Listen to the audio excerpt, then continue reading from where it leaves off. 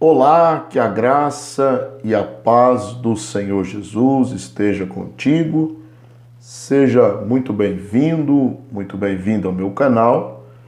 E hoje nós vamos estar estudando, fazendo o comentário, da leitura bíblica em classe, da lição de número 5 da classe dos adultos, que tem por título Contra os Falsos Profetas. Vai ser estudada em classe no dia 30 de outubro de 2022. A leitura bíblica desta lição está no livro de Ezequiel, capítulo 13, do versículo 1 ao 10. Nós vamos comentando versículo por versículo e fazendo aqui uma explanação sistemática desse texto, que servirá de base para a lição de número 5. Quem assistiu o vídeo anterior viu que a partir do vídeo anterior nós não faremos mais o comentário da revista tópico por tópico. Haja vista muitos canais que já trabalham, e por sinal canais ótimos, que já trabalham essa metodologia. Então nós vamos, a partir da aula 4, nós iniciamos essa metodologia e nós vamos comentando a leitura bíblica em classe, que eu acredito que vai servir de ajuda para os professores aí que vão estar ministrando as aulas. Então a leitura está em Ezequiel, capítulo 13, versículo de 1 a 10. A leitura, a lição, ela vai falar sobre os falsos profetas, os pseudoprofetes, em grego, falsos profetas. O versículo 1 diz o seguinte: E veio a mim a palavra do Senhor dizendo. Então nós voltamos a ler e observar a expressão que está no livro de Ezequiel, também no capítulo 7. Nós já estudamos o que significa esta expressão, e veio a mim a palavra do Senhor. Você lembra que nas lições anteriores nós tratamos de visões. Deus levando Ezequiel para a Babilônia, vendo as abominações do templo, depois tendo a visão daqueles 6 homens com armas nas mãos, um outro homem com um tinteiro de escrivão, marcando na testa alguns homens. Vemos a glória de Deus saindo, tudo em visão. Aqui a palavra de Deus volta a falar audivelmente, como nós aprendemos no capítulo 7, audivelmente com o profeta Ezequiel. Então ele usa esta expressão, e veio a mim a palavra do Senhor. No versículo 2 diz o seguinte: Filho do homem, profetiza contra os profetas de Israel, que são profetizadores, e dize aos que só profetizam o que vê o seu coração, ouve a palavra do Senhor. Então, Deus ele manda Ezequiel profetizar contra os falsos profetas. Deus estava contra eles, nós vamos ver aqui ainda hoje, na leitura bíblica, e Deus manda Ezequiel profetizar contra eles. Por quê? Porque eles só profetizavam segundo a imaginação deles, segundo o que vinha no coração deles. Nós precisamos entender que, simultaneamente, enquanto Ezequiel está profetizando na Babilônia, à beira do rio Quebar, junto do acampamento dos judeus, Jeremias está profetizando em Jerusalém. Então Jeremias profetizava o cativeiro e os falsos profetas profetizavam a paz. Nós vamos ver isso ainda hoje. Então Deus ele está contra os profetas e manda Ezequiel profetizar contra eles. Por quê? Porque eles só profetizavam o que vinha ao seu coração, segundo a imaginação do seu coração. Eles não recebiam a mensagem de Deus, eles profetizavam aquilo que lhes dava na teia, né? Versículo 3, assim diz o Senhor Jeová, ai dos profetas loucos que seguem o seu próprio espírito e coisas que não viram. Então aqui Deus chama esses profetas de loucos, né? De loucos, ou seja, o louco aí é a palavra Nabal, né? Nabal ou Nabal em hebraico é o nome daquele homem, marido de Abigail, que quase teve toda a sua família exterminada, né? Pelos guerreiros de Davi. Se não fosse Abigail interceder, mas ele morre num ataque, digamos assim, um ataque do coração, né? Então aquele homem, o seu nome era Nabal, ou seja, ele era um louco, um tolo. Então Deus aqui ele chama os profetas de tolos. E por que ele chama os profetas de tolos? Porque eles seguiam, eles profetizavam segundo o seu espírito, segundo o seu coração, segundo a imaginação do seu coração, dos seus corações, e eles falavam coisas que não viram. Então, ou seja, Deus não havia dado nenhuma visão, nenhuma mensagem para eles, mas eles queriam profetizar, porque eram falsos profetas, queriam agradar o povo, e eles profetizavam coisas que eles não viram. O versículo 4 diz o seguinte: os teus profetas, ó Israel, são como raposas no deserto. Raposas aqui são chacais, né? São raposas, chacais que viviam entre as ruínas, né? De alguma cidade, de algum prédio, né? De alguma obra que naquela época já estava abandonada. Os chacais viviam ali procurando, né? Sua presa. Então, os chacais, eles eram perigosos e traiçoeiros. Então, os lobos, né, os chacais, as raposas, eles eram traiçoeiros. E os profetas, os falsos profetas, eles também eram perigosos. Eles eram traiçoeiros. Por quê? Porque eles estavam enganando o povo. O povo estava em idolatria, você vê no capítulo 8, nós já estudamos, as abominações do templo. O povo estava em idolatria e eles estavam profetizando paz. Isso era perigoso, por quê? Porque eles iriam continuar no pecado e iriam perecer pela justiça de Deus. Então Deus os chama de chacais, né, de raposas. Está aí no versículo 4, raposas do deserto. Então eles eram assemelhados a esses animais ali, sorrateiros, traiçoeiros e perigosos. Versículo 5, não subistes às brechas, nem reparastes a fenda da casa de Israel, para estardes na peleja no dia do Senhor. Então, o que os falsos profetas eles faziam? Eles, ou melhor, não faziam, né? Eles não se preocupavam em restaurar a obediência de Judá. Eles faziam vista grossa ao pecado.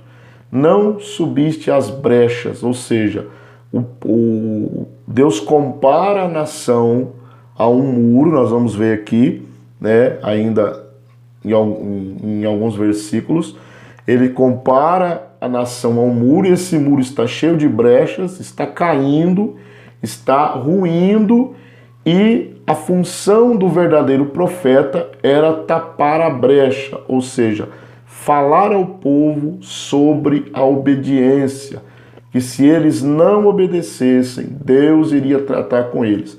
Mas os falsos profetas, o que eles fizeram? Não subiram as brechas, eles não falavam sobre a obediência, não condenavam a desobediência, não condenavam a idolatria. Então Deus repreende eles nesse sentido. Versículo 6, Vem vaidade e adivinhação mentirosa, os que dizem, o Senhor disse, quando o Senhor não os enviou, e fazem que se espere o cumprimento da palavra. Então, eles falavam mentiras, porque Deus não mandou eles profetizar. Então, eles falavam mentiras, né? Por quê? Porque Deus não os enviou. Então, Deus não lhes havia falado. E o pior de tudo é que eles esperavam, né, o povo esperava que aquilo se cumprisse, né? Esperava ainda que aquelas falsas profecias se cumprissem. Nós vamos ver o profeta Jeremias, como nós já vimos aqui, ele profetizava o cativeiro, e os falsos profetas profetizavam a paz, e o povo esperava que aquilo se cumprisse. Mas olha o que a Bíblia diz no capítulo 6 de Jeremias, versículo 13 e 14, diz o seguinte: porque desde o menor deles até o maior, cada um se dá à avareza, e desde o profeta ao sacerdote, cada um usa de falsidade, e curam a ferida da filha do meu povo levianamente, dizendo paz, paz, quando não há paz. Então o que os profetas faziam? Eles curavam, né? Na verdade uma falsa cura, né? Porque o povo estava em pecado. Eles curavam falsamente os filhos de Judá, nação de Judá, dizendo a paz, podem ficar tranquilos, porque tudo está no seu devido lugar. Mas na verdade Deus não os enviou para isso, tá bom? Eles viam vaidade, adivinhavam mentirosamente, né? Adivinhação aqui no sentido não de espírito de adivinhação, né?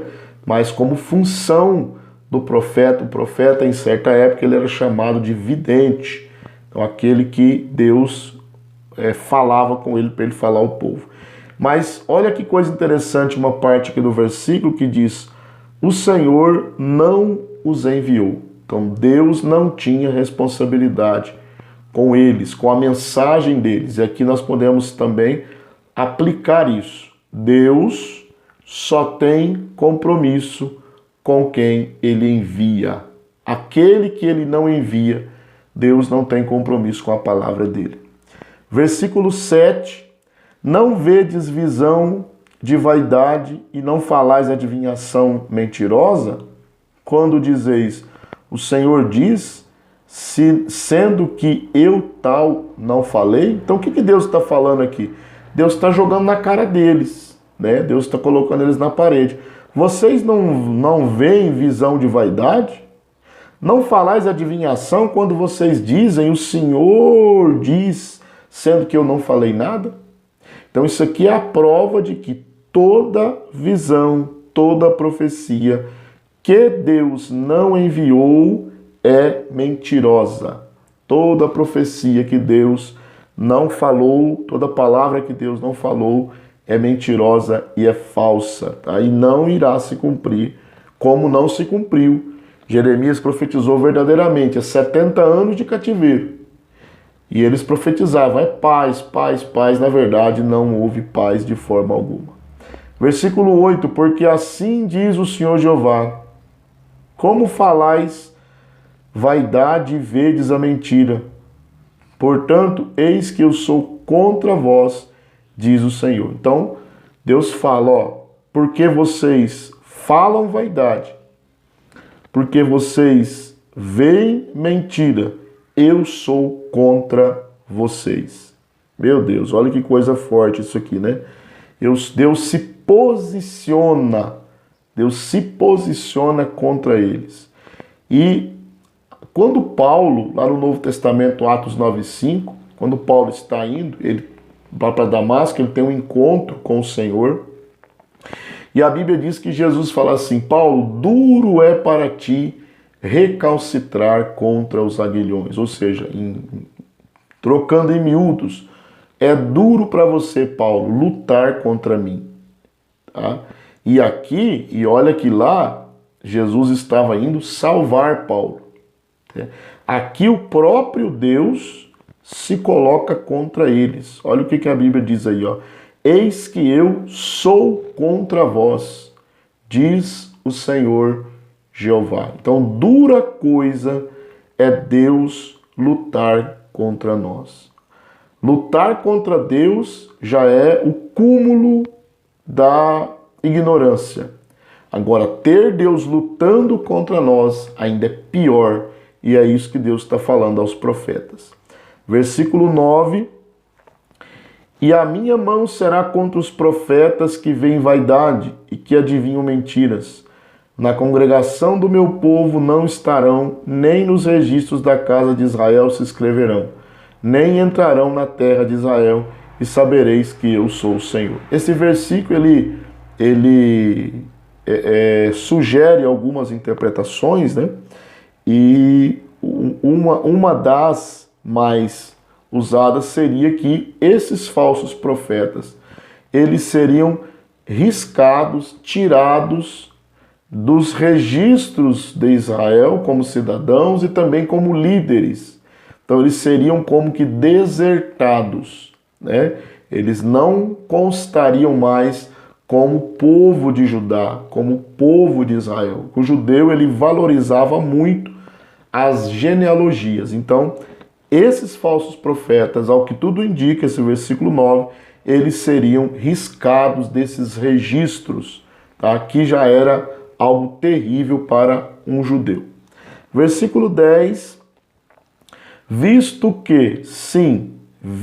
que andam enganando meu povo, dizendo paz, não havendo paz, e um edifica a parede de lodo, e outros a rebocam com cal adubado. Aqui o profeta usa uma analogia, né? Usa como se fosse uma figura, um audiovisual, né?